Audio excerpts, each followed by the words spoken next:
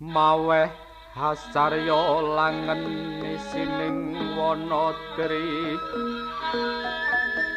mulat saliring tumuwuh kang arebut mangsa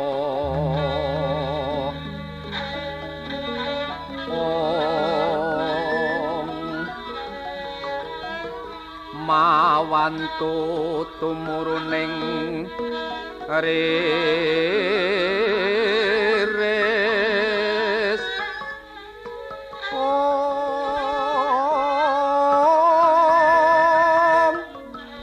mekaring sarwa puspita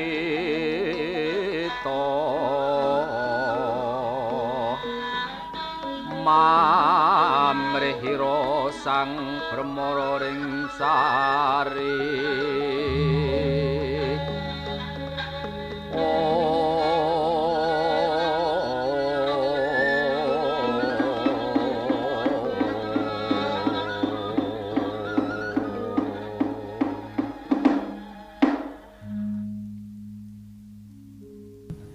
Pemapar berikutnya saya persilakan kepada Mas Eka Swadiansa untuk memaparkan paparannya.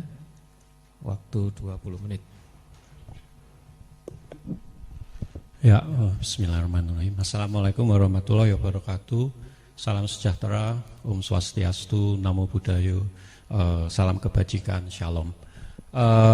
Saya ingin menyapa dulu, di sini ada banyak guru-guru kita, ada ibu bapak sekalian, senior-senior peneliti saya, juga adik-adik penerus kita nanti gitu ya. Izin untuk hari ini saya akan berbicara tentang 5 kritik skolastik eurosentris ya. Jadi hari ini saya akan menjadi oposisi dari guru-guru saya.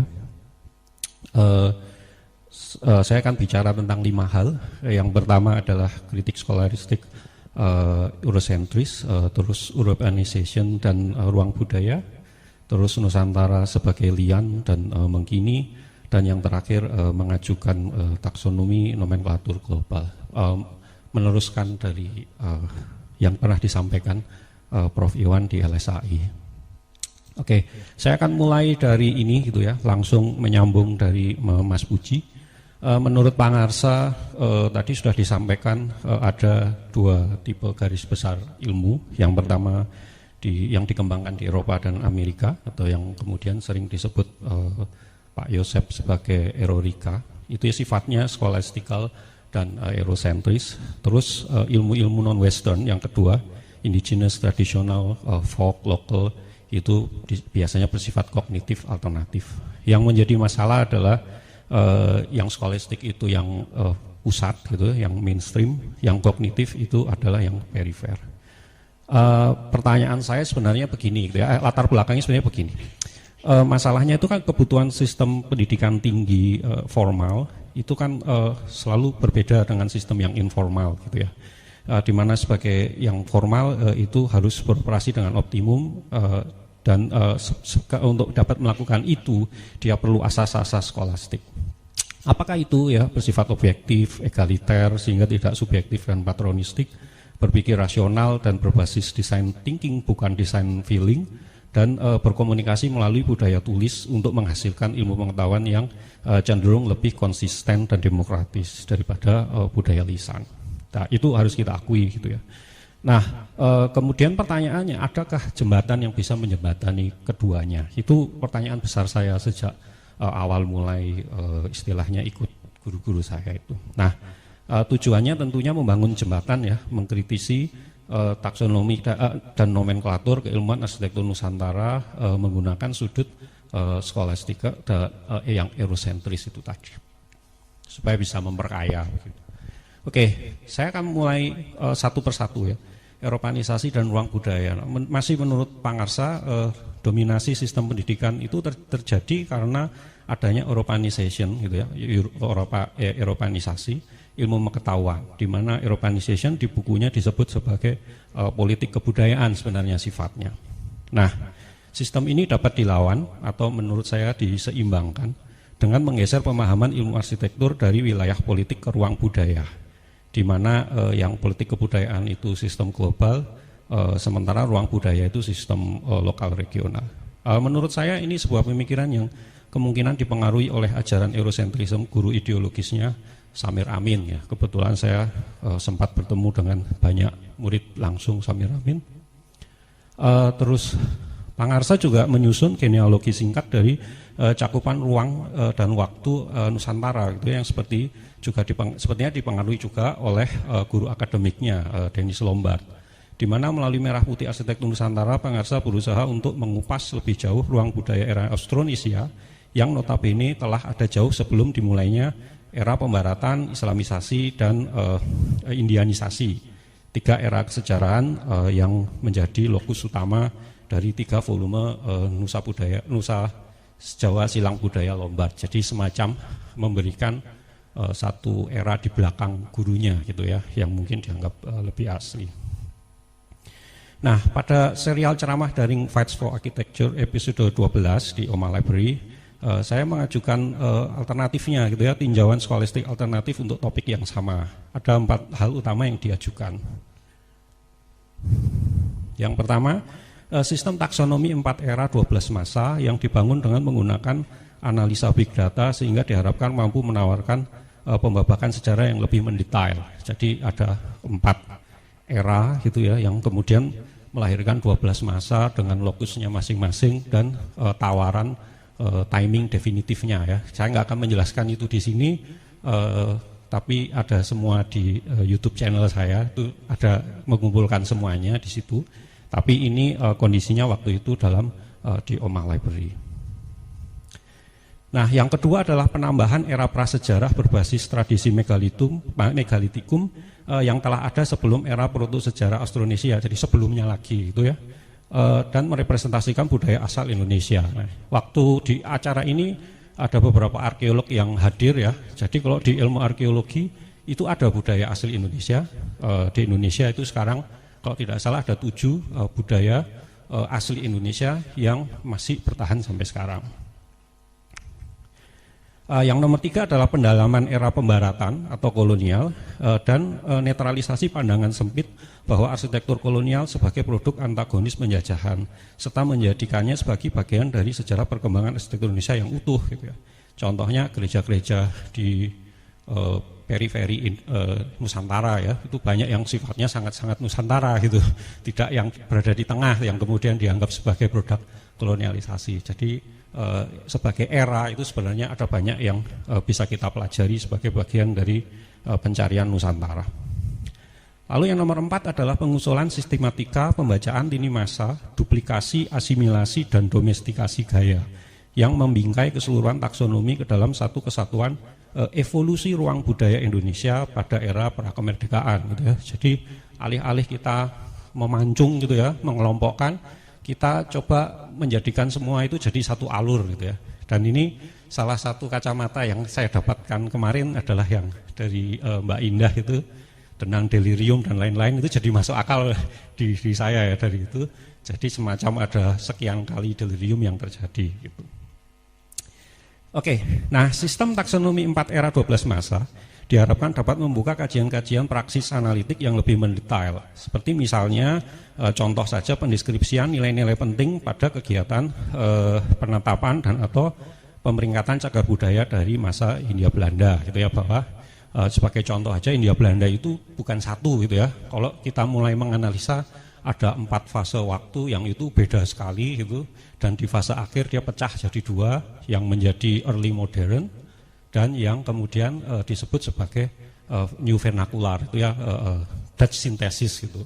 Jadi kami mencoba melakukan ini di UKDW semester kemarin, ada mata kuliah gitu ya, Surabaya 4 masa, pergi ke Surabaya yang ada pamerannya di sini di seberang ruang makan, bisa dilihat di sana bagaimana kita bukan memframing ya, tapi membaca ulang arsitektur kolonial dalam satu kota, tapi dengan metode itu tadi gitu ya. Ada hasil-hasilnya bisa dilihat. Nanti kita akan bicarakan lebih lanjut di siang hari nanti. Oke, yang berikutnya adalah tentang Nusantara yang lian ya, dari Priyotomo gitu ya. Nah, lantas apakah arsitektur Nusantara hanya akan menjadi bagian dari kesejarahan? saja. Menurut Priyotomo, urgensi pembelajaran dan pengajaran arsitektur Nusantara justru terletak pada visi kedepannya dengan konteks yang dapat digambarkan dalam 6 diagram lian berikut ini ya. Jadi saya mendapatkan materi ini pertama kali di sini di UKDW tahun 2011. Pertama kali saya ikut LSAI yang kemudian didokumentasi dalam buku yang dieditor oleh Pak Priyo tahun 2014. Jadi ada 6 hal yang ditawarkan oleh Pak Yosep waktu itu. Nomor 1 adalah kalau kita lihat di sebelah kiri ya, ada tinggalan pada abad ke-17 jadi prakolonial. Bagaimana beliau melihat bahwa A itu arsitektur ya, terus M itu adalah manca, N adalah Nusantara. Jadi adalah peta yang terjadi di Nusantara gitu ya. Sebelum kolonial datang itu manca dan Nusantara itu semacam seimbang gitu ya. Manca kan karena sebelum kolonial sudah ada yang datang duluan gitu ya. Sementara pada tinggalan 2 ketika abad 20 setelah memasuki kemerdekaan, yang Nusantara itu seolah-olah seperti mengkerdil ya, arsitekturnya gitu ya. Nah, kemudian ada yang ketiga adalah pertanyaan sebenarnya gitu ya, mengesok satu kasus terburuk gitu ya. Apa yang akan terjadi kemudian? Ya Nusantaranya hilang gitu ya, tidak akan menjadi dianggap relevan. Sehingga waktu itu Priyotomo menanyakan masih adakah Indonesia.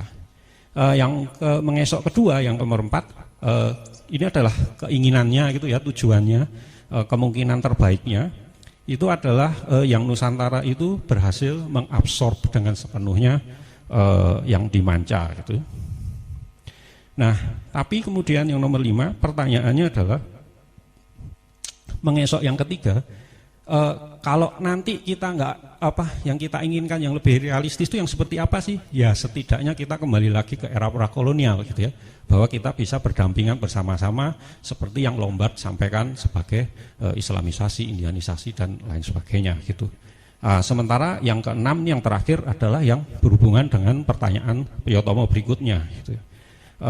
Kalau tidak ada perubahan dalam sistem pendidikan, maka menurut Priyotomo ya otomatis Nusantara itu akan semakin mengecil gitu ya, sehingga pesannya di buku itu adalah bongkar kurikulum arsitektur, mengubah arsitektur di Indonesia menjadi arsitektur Indonesia. Jadi bukan sebagai lokus tempat, tapi sebagai sesuatu yang memang kita integrasikan gitu. Oke, dan di situ ada catatan gitu ya, arsitektur Nusantara itu lian terhadap yang manca. Nah catatannya, lian adalah setara dan sepadan sejajar. Dan setiap arsitektur anak bangsa Indonesia itu arsitektur Nusantara yang berbineka tunggal ika. Ya, ini kemarin juga sempat disampaikan. Oke, yang nomor 4 terus kalau kita bicara itu dibawa ke sekarang gitu ya, atau ke masa depan. Pertanyaannya gimana caranya? Gitu ya, ini mulai masuk yang mengkini. Setahu saya mulai muncul tahun 2014 gitu. Untuk dapat menjadi sepadan, setara dan sejajar dengan yang manca, arsitektur Nusantara harus dapat hadir di masa kini dan masa depan. Priyotomo kemudian menawarkan konsep arsitektur Nusantara mengkini dengan meminjam modern klasisismenya Robert Sturm. Nah, sebuah teori yang kemudian mengeksplorasi wujud fundamental, laten, tradisi, memodern, ironik dan kanonitik dari arsitektur Nusantara mekini ya. Buat yang belum tahu, ini sistemnya meminjam dari klasik mengkini gitu ya, karena modern klasisism. Nah, gimana kalau klasiknya itu kemudian disubstitusi dengan Nusantara? Jadi lainnya sama persis seperti Sturm. Nah, ini oke gitu ya, sebenarnya secara keilmuan jelas gitu ya, setiap 20% dia akan naik level gitu, mau ke bawah atau ke atas. Cuma menurut pendapat saya pribadi ya, namun konsep ini cukup susah untuk dipahami dan diterapkan gitu ya, secara objektif gitu ya. Gimana kita menentukan ini 20%, gimana kita menentukan ini 40%, itu masih belum jelas turunannya ya, sehingga menjadi sangat subjektif. Nah, pada 6 pertemuan serial ceramah daring Story of Style 2 di Omah, ini baru selesai minggu lalu, dibantu oleh senior-senior saya gitu.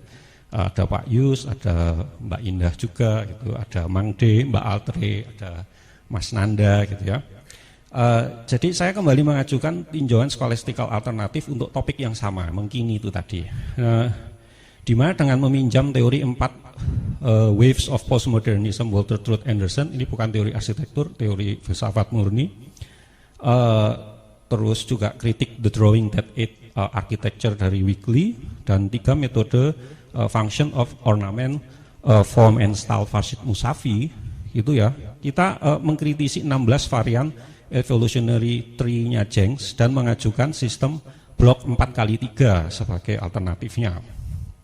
Blok 4x3 itu apa gitu ya?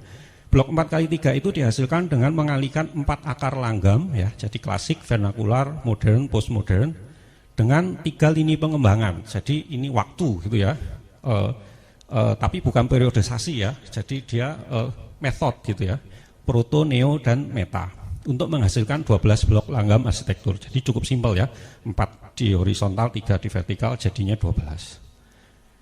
Nah, peta kemudian diisi satu persatu gitu ya. Yang pertama, mengadvokasi pandangan 9 teori dasar, Vitruvius, Bracciolini, Palladio, Semper, Rudowski, Oliver, Gropius, Corbu, dan Hitchcock, untuk mengisi posisi arsitektur klasik, neoklasik, vernakular, dan modern, yang itu sudah menjadi konsensus long dure, jadi nggak perlu dibahas lagi. Kemudian yang ketiga, mengkritisi dan mengadvokasi 3 teori lanjutan ya, Gideon, Smithson and Smithson, dan Frampton, untuk mengisi posisi neomodern dan neovernakular. Yang ketiga, meminjam 8 teori filsafat murni dari Rorty, Heidegger, Derrida, Foucault, Jameson, Baudrillard, Kellner, dan Lyotard, untuk mengkritisi 4 teori yang lain ya, arsitektural, Venturi, Weekly, Jenks, dan Frampton, dan mengisi sisanya yang era postmodern sampai semua yang meta. Nah, peta blok 4x3 dibuat tidak hanya untuk memetakan ruang budaya arsitektur dunia, tapi juga untuk memastikan bahwa yang lokal, termasuk diantaranya Nusantara, itu mendapatkan porsi pembahasan yang seimbang di antara yang lainnya yang lebih dulu mengglobal ya. Jadi sebelah kanan sendiri itu yang vernakular. Jadi di Eropa pun ada yang vernakular dan tidak muncul. Nah, juga untuk membantu pengembangan teori arsitektur Nusantara mengkini yang lebih objektif analitik. Sebuah proses yang dapat dilakukan, nah ini yang penting ini, dengan misalnya meminjam metode-metode desain yang diterapkan pada perancangan bangunan-bangunan yang sudah duluan gitu ya, yang dari klasik dan post kapital, postmodernism gitu ya. Jadi sudah duluan ada, ya kita belajar dari situlah gitu ya. Nah, apakah itu ada 4 ya, yang 3 warna ini? Jadi meta klasik ada 2, eksplisit, implisit, terus ada simbolisme post kapital dan keberlanjutan post kapital. Ini belum ada di YouTube, masih diedit di omah. Nanti kemungkinan bulan depan sudah ada, pertengahan bulan depan nanti bisa dicari. Maksudnya apa sih gitu? Nah, saya kasih contohnya ini ya. Jadi 4 ini yang atas itu yang meta klasik, yang kiri eksplisit, yang kanan implisit, yang di bawah itu yang post kapital, yang kiri simbolisme, yang kanan sustainability gitu ya. Jadi mereka ini sudah berhasil untuk istilahnya mengkinikan. Nah, itu yang kita coba gitu. Gimana sih caranya gitu. Nah, hasil analisisnya adalah kemudian yang sudah duluan mengkini itu yang kita pinjam dari manca itu, kita analisa menggunakan 2 mainframe utama. Yang pertama dari skala arkeologi ya, tipe meshing ya, ada monolitik dan polilitik. Kemudian yang arsitektur biasanya di vernakular, tipe visualnya tektonik dan stereotomik ya. Nanti kita bahas yang lebih banyak. Hasilnya adalah ini gitu ya.